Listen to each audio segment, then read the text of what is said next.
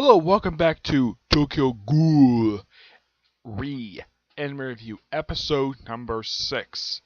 Yep, reviewing the 6th episode of Tokyo Ghoul Anime, which is known as Turn in the End. This one is an adaptation of chapters 26-31, though it's beginning of chapter 31. Now, when I looked at that, what this adaptation of, I'm like, okay, I thought that they had already adapted 26 and 27 in the previous episode. Yeah, that's what I thought because, that's what adapted. I think it just meaning pieces of, 26 and 27. That's a theory.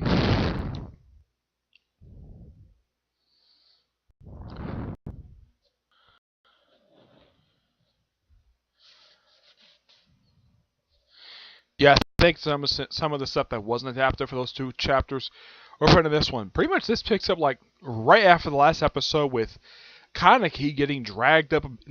Whenever you see Kaneki in the episode, he get dragged up a building, getting the crap beat out of him, and then he finally gets some fighting toward the end. And I will talk about the end in a minute. And also, Psycho, there are two characters. Yeah, it was Psycho. Excuse me. Yeah, Psycho.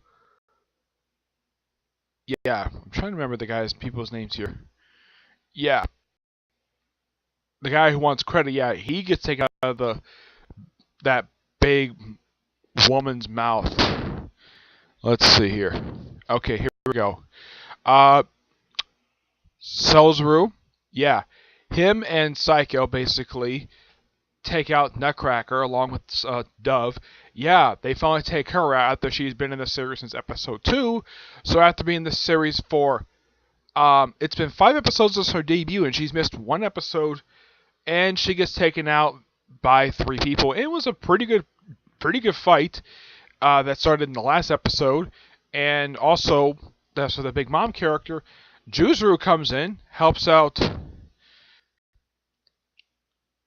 Uri and Mizaki. Yeah. And also the Ugatara, the mask maker.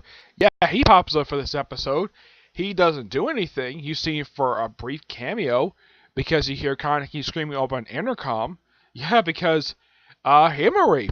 Yeah, she shows up in this episode. I'm a little surprised that she showed up in the episode anyways. Yeah, Hinami. Yep, she shows up in the episode. It looks like she joined another organization. It kind of looked like she joined either Aljuri Tree or the Clowns. I think it might be the Clowns. Let's see. Yeah, she appears part of Aljuri Tree, which seems a bit something, though. She joins Aljuri Tree, even though en route, hey, Kaneki joined Aljuri Tree. In the manga, Kaneki never joined Aljuri Tree. He formed his own group. Yeah. She basically protects him against the guy he'd been fighting, the guy beating the crap out of Kaneki the whole episode, and he confirms that the body is Ken Kaneki, but he's Hessa's sauce. That's basically what he says.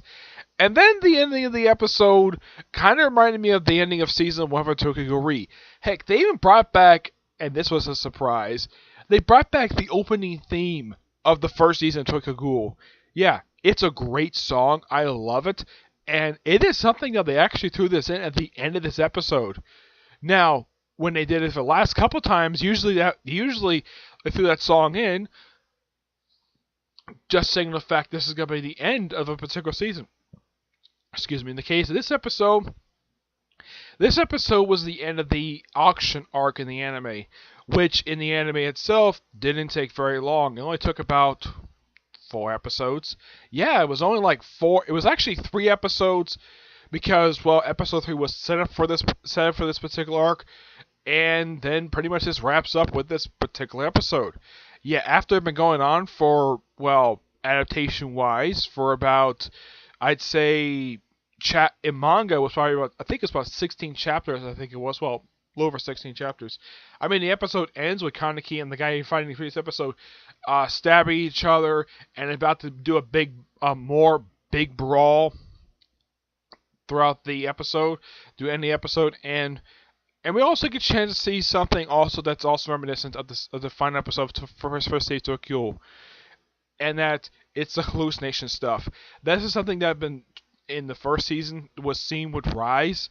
In this one, it's Kaneki, though the way he looked at the end of season 1, where he's like got the ankle bracelets, the ankle things on, and he just survived being tortured by Jason for at least for 3 or 4 episodes. In here, it's Kaneki. Yeah, and he's remembering that he kind of knows he's Kaneki, but he doesn't have his full grasp what he is yet. And from what I can tell, he's happy to see Hinami, even though it's probably been for him just a few short years, even though she's grown to be, I'd say, probably about in her mid-teens, though Kaneki himself is in his mid-20s. Yes. And then, of course, also, when not long after Hinami shows up, because of the whole intercom thing, Psycho finds out exactly where he is and rushes to the auction room and helps him out. Now, Juzo, when he shows up with his 13 squad bodyguards, yeah, they basically slice and actually, it's about 3. They slice and dice his adoptive mother, one who was kind of cruel to him, and he says he has no regrets. He does not have a grudge against her at all for what she did to him. Yeah, but also fantastic episode, and I can't wait for next week's episode. With this episode, it kind of feels like basically, with the style of this episode, the way this episode was flowing, it kind of felt like season 1 of Tokyo Ghoul. Even though it was a bit of rush here and there, but it had the same pacing to it, which was fantastic. Mm-hmm. Excellent episode. Now it's on to the 171st chapter of the manga, Disappear, where it picks up right where the last chapter left off, with Ranji and Yukai. Yeah, I actually remember his name because I read the light novel recently. So he wins his fight. He looks like he's kind of survived because all ghouls got healing factor. So he's reminiscing about, he's talking about, well, kind of about revenge and looking for this guy's sister, and he briefly talks about Toka and Kaneki, about them being together and having a child. And it says brings happiness, says he wants to become a grand uncle someday. I don't know if this guy is supposed to be, well, Toka's other brother, because he says he wants to become a grand uncle. So he wants some like great whatever. That's basically looks to me. It could be like a kind of like what he kind of could be like a big brother, the Kaneki, not Kaneki, Toka. And we see like I think I remember this one when she's the bartender. See her for like one brief thing, and of course Renji basically carries him back. And then we see, well, some more fighting on another rooftop. And this pretty much takes up pretty much the remainder of the chapter. Oh yeah, it's this bozo again. Yeah, I was just watching him in the anime, and yet here's this guy again. He's freaking nuts. There's the priest guy, popped up for a couple episodes this season. And I don't know, this is not Kaneki. This guy is wearing Kaneki's mask. Oh yeah, no, that's not it. Yeah, this is a flashback to something that happened in Tokyo Ghoul. Though I don't remember Kaneki wearing a suit. He wore a hood, not a freaking suit. But this is basically Armand basically reminiscing about, well, his fight with Kaneki a few years back. And of course the chapter ends with him taking out the priest, who kind of, well, harmed his childhood. And I gotta say, this was a very good progressive chapter. Though, in the grand scheme of things, now it's nice to see Kaneki, though a young Kaneki. It's pre-white hair days. Yeah, it's from like the first couple arcs in the manga. Mm-hmm. In the anime, this happened on episode 3 or 4. This big fight, and excuse me, this fight also happened in the Tokyo Ghoul live action film, though they kind of changed location this one, where in the manga and anime, it was near a riverbed. In the movie, it was inside of a deserted building. which I guess the reason why they changed that was because it was probably more confined of a space, and like what if they had like a rain problem and they didn't want the actors to get wet, so they moved the fight inside. But it's the same type of battle. But seeing it here is quite nice, and my personal theory of why this particular flashback was put here, because well, reminiscing about what happened during the first thing is great to do that. Yeah, not many series do this, where they reminisce about stuff happened years prior, and this is something that did happen. Mm-hmm. And seeing, well, Armand take out the priest who have been sort of, well, very harmful to his childhood, it's a good thing that he got a chance to sort of think he took him out. But yeah, this chapter overall, pretty good. Lots of action, kind of felt, and it definitely did feel like that the arc is progressing forward. Though I kind of ask, where is Kaneki? This is the second chapter in a row that President Kaneki is not physically appearing. Now, I think that the reason they put the flashback in there because, well, I think that he got a complaint about Kaneki not appearing, and at least not doing hardly anything in the past couple chapters. So we threw in the flashback of, well, Armand's fight with Kaneki when he was like nulling after he became a ghoul. What do I give this particular chapter? I'm gonna give it a 9 out of 10. It's a great chapter, and I do recommend it. But in the case of reading this particular series, please read the original Tokyo Ghoul series, which is collected in 14 books, and it has been released here in the United States. As for here's the weird thing about this particular series. Only 4 volumes were released, and in Japan, I think it's like close to 20. Let me take a look at this. I know it's about 20.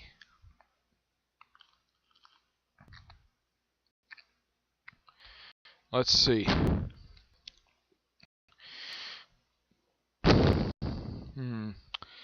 Oh, it's 15. Yeah, 15. Yeah, it's like 15 volumes in Japan. And yet here, the most recent volume release was 4. Yeah, 4. Also, looking at what happened with this particular episode. So as of 6 episodes in, and they've already covered pretty much the first 3 volumes. Yep, that's as far as I've gotten for the anime. Yeah, and I'm looking at when the next volumes come out. Yeah, the next volume comes out for the manga for Tokyo Read, the books, the collected ones. Yeah, that comes out in June. That comes out next month. And then like 2 months after that will be volume 6. So if you're waiting for the volumes to come out for Tokyo Ghoul, you're going to have to wait a while because these things come out every couple months.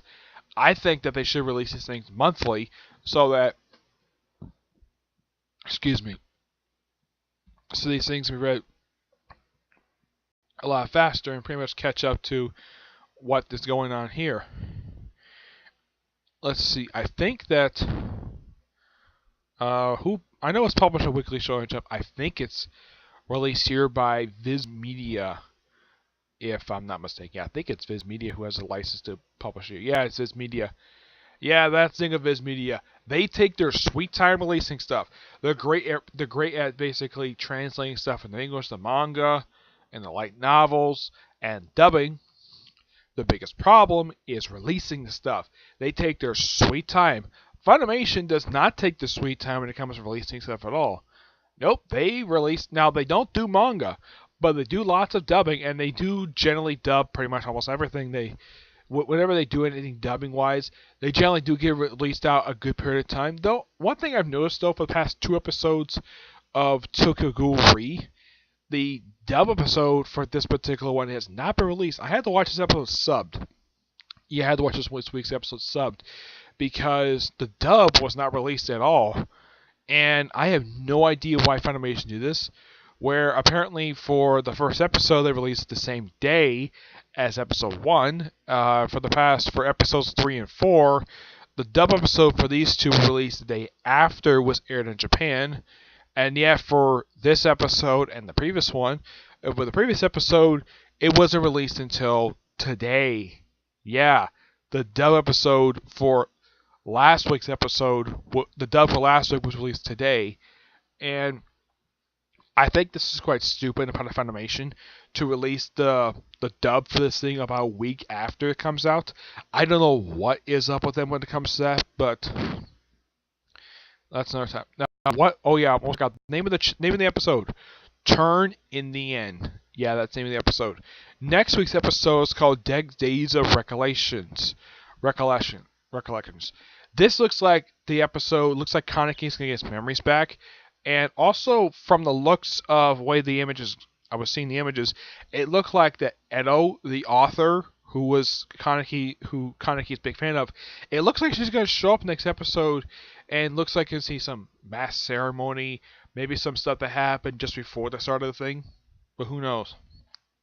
I was kind of thinking that this episode would go up to episode chapter 33. No, they stopped at 31, so my personal guess is when it comes to this particular series that they're probably going to go from, well,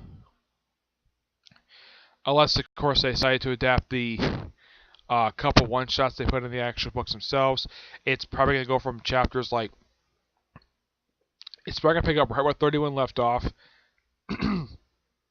and it probably would go to about, I'd say maybe 37, possibly. I don't know. It probably would go 37. That's probably what's going to happen next week. Okay? So, that's it for this particular episode.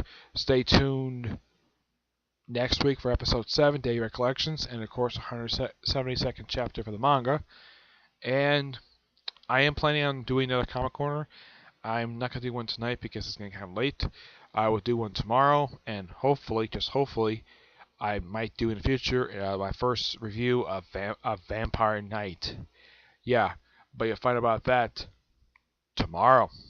Okay? But until I see you all in next video, bye.